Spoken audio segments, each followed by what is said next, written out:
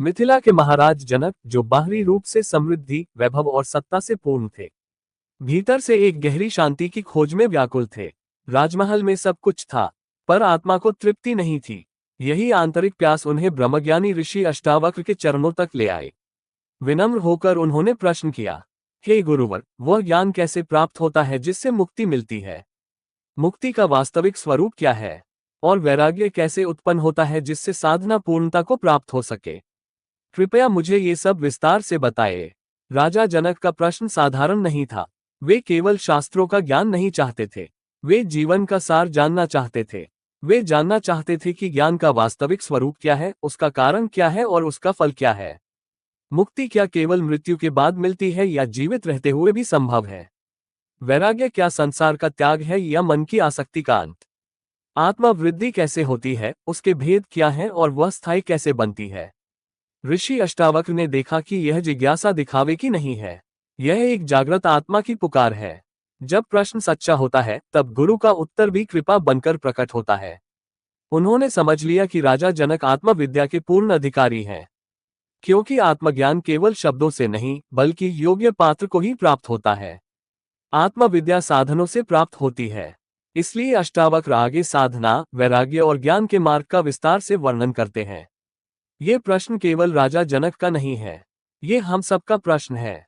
जब भीतर से यह पुकार उठती है कि मैं कौन हूँ और मुझे सच्ची शांति कैसे मिले, तभी आध्यात्मिक यात्रा आरंभ होती है। जब जिज्ञासा गहरी हो, अहंकार शांत हो और सत्य की चाह सच्ची हो, तभी ज्ञान का द्वार खुलता है और वहीं से मुक्ति की राह प्रारंभ होती है। अष्टावक्र कहते हैं, तात, यदि सच में मुक्ति चाहिए तो पहले ये देखो कि तुम बंधे कहाँ हो। बंधन बाहर नहीं है, बंधन तुम्हारी वासनाओं में है, तुम्हारी इच्छाओं में है, तुम्हारी उन आदतों में है जिन्हें तुम सुख समझ बैठे हो। विषय स्वयं में विष नहीं है, पर जब तुम उनसे अपनी पहचान बना लेते हो तब वे विष बन जाते हैं।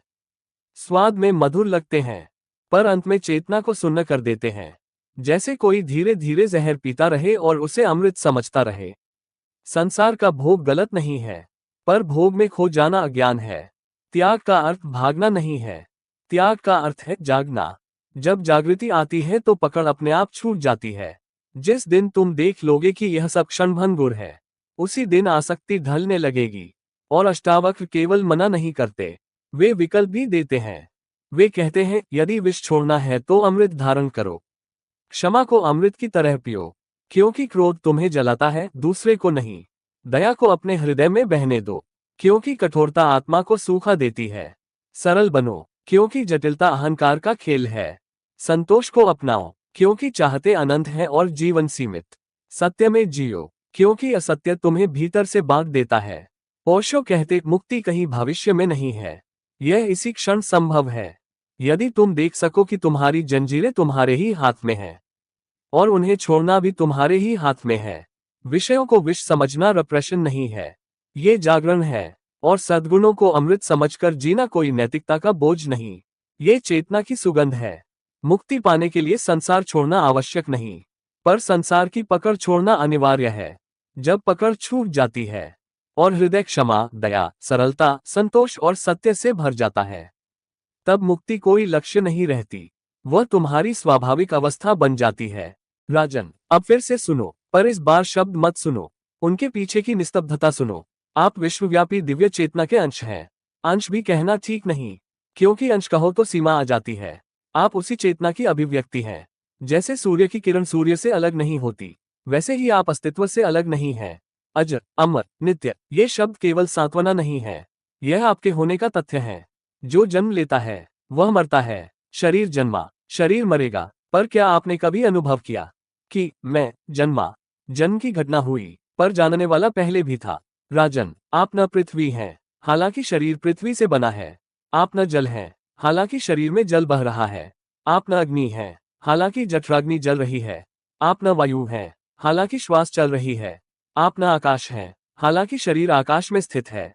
ये पांचों तत्व, पंचभूत, प्रकृति के घटक हैं। वे जड़ हैं। जड़ का अर्थ है जिसमें स्वयं जानने की क्षमता नहीं। शरीर को यदि चेतना से अलग कर दो तो वह मिट्टी मात्र है।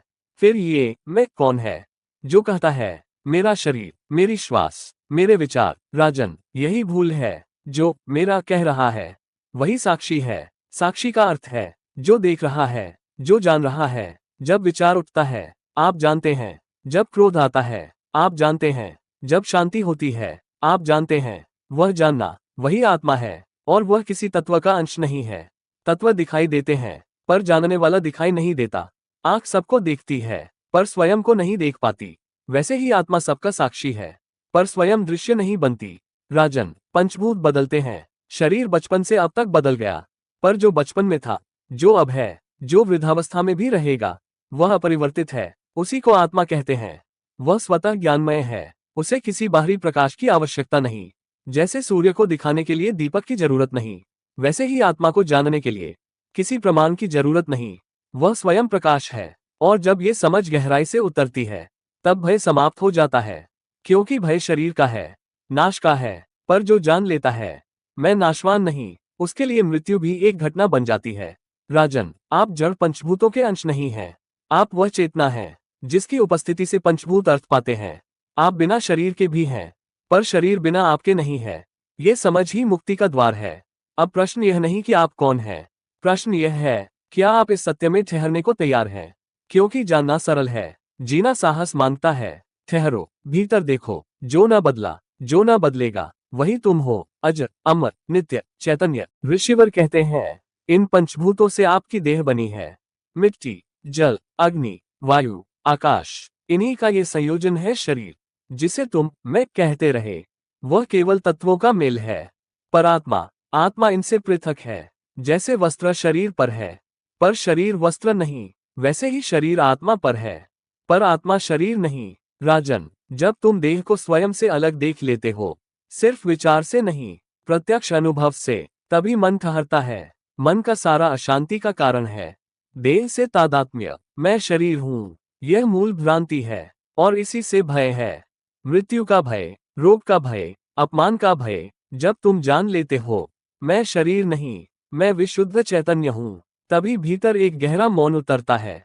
वह मौन बनाया हुआ नहीं, स्वतः घटित होता है। उसी क्षण परम शांति का अनुभव होता है।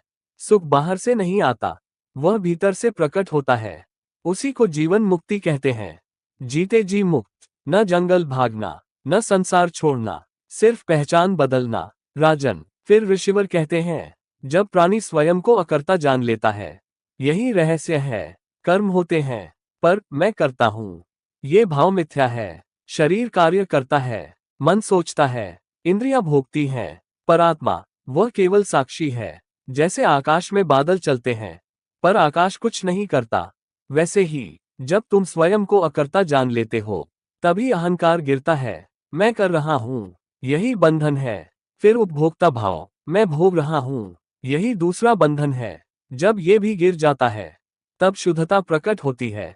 शुद्ध का अर्थ जिस पर कोई छाप नहीं, असंत का अर्थ जो किसी से चिपका नहीं।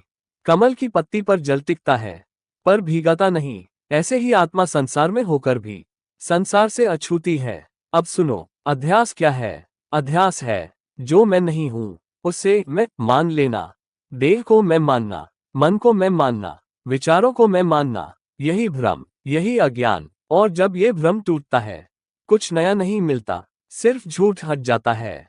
अध्यास का नाश ही मुक्ति है। मुक्ति कोई उपलब्धि नहीं, मुक्ति स्मरण है। अब राजा जनक के मन में संशय उठता है। वह राजा है, कर्तव्यों से बंधा है, वर्ण है, आश्रम है, राजधर्म है। मन कहता है इन सब में रहते हुए कैसे मुक्त होऊं? राजन, ऋषिवर मुस्कुराते हैं। वह कहते हैं बंधन कर्मों में नहीं, बंधन कर्तापन में है। राजसिंहासन बंधन नहीं, मैं राजा हूँ, ये पकड़ बंधन है। गृहस्थ होना बंधन नहीं, गृहस्थ में खो जाना बंधन है। कर्म करो, पर साक्षी होकर। निर्णय लो, पर अहंकार के बिना। कर्तव्य निभाओ, पर भीतर जानो मैं अकर्ता हूँ। तब कर्म जलते नहीं, कर्म बंधते नहीं। राजन, संसार रंगमंच है, तुम भूमिका निभा रहे हो। जब तक भूमिका को ही स्वयं समझोगे, बंधन है। जब जान लोगे कि तुम अभिनेता हो, मुक्ति है। ऋषिवर का समाधान यही है। मुक्ति बाहर से नहीं मिलेगी, न कर्म त्याग से, न समाज छोड़ने से। मुक्ति भीतर पहचान बदलने से मिलेगी।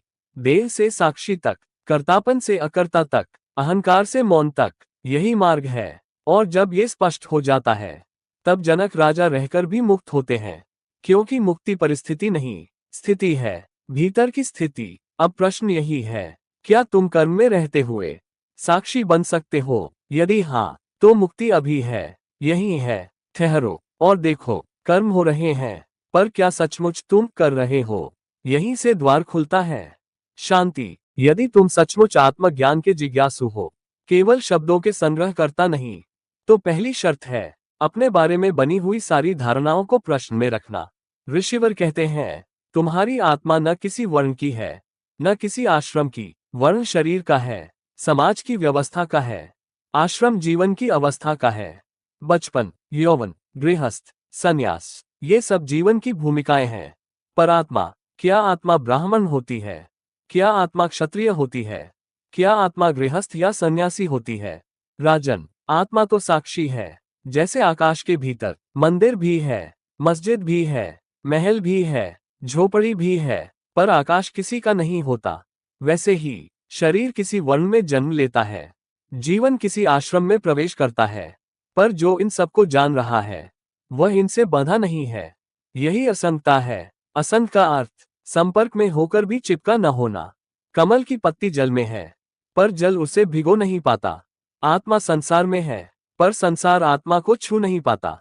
राजन, जो कुछ आंखों से दिखाई देता है वह सब दृश्य है। शरीर दृश्य है, विचार दृश्य है, भावनाएं दृश्य हैं, संसार दृश्य है, और दृश्य बदलता रहता है, पर जो देख रहा है वह नहीं बदलता। वही तुम हो, वह निराकार है। आकार सीमित होता है, जो आकार में है वह बंधन में है। आत्मा आकार में नहीं, इसलिए बंधन में नहीं। जब तुम स्वयं को शरीर मानते हो, बंधन है। जब मन को स्वयं मानते हो, बंधन है। जब भूमिका को स्वयं मानते हो, बंधन है। और जब जान लेते हो मैं साक्षी हूं, तब बंधन गिर जाता है। राजन, सुख बाहर से नहीं आता, दुख भी बाहर से नहीं आता। दोनों गलत पहचान से जन्म लेते हैं। यदि कोई तुम्हें अपमानित करे और तुम स्वयं को शरीर और नाम मानते हो, तो चोट लगेगी। पर यदि भीतर स्पष्ट है, मैं साक्षी हूं, ये केवल शब्दों की घटना है, तो भीतर शांति बनी रहती है। यह उदासीनता नहीं है, ये जागरूकता है। ऋषिवर का कथन है, ये जान समझ लेने पर आप सदा सुखी रहेंगे। सदा सुखी क्यों? क्योंकि सुख अब परिस्थिति पर निर्भर नहीं, वह तुम्हारे स्वरूप से प्रकट होगा। जब पहचान सही हो जाती है, तो जीवन जैसा है वैसा स्वीकार हो जाता है। न पकड़, न प्रतिरोध, सिर्फ साक्षी भाव। राजन, तुम भूमिका निभाओ, पर भूमिका मत बनो। तुम संबंध निभाओ, पर उनमें खो मत जाओ। तुम कर्म करो, पर कर्ता मत बनो। यही ब्रह्म ज्ञान का पथ है। आत्मा न वर्ण है, न आश्रम, न शरीर, न मन, वह तो केवल साक्षी है। और साक्षी होना ही शाश्वत सुख है। अब भीतर देखो, क्या तुम अभी भी किसी नाम से बंधे हो, किसी पहचान से चिपके हो? यदि हाँ, तो वही बंधन है। यदि नहीं, तो तुम अभी यहीं मुक्त हो। ठहरो और स्वयं को साक्षी की तरह अनुभव करो। वही आनंद है, वही शांति है, वही सत्य है। आगे का अध्याय जल्द, सरल और भी गहराई के साथ आने वाली है, इसलिए चैनल सब्सक्राइब जरूर करें।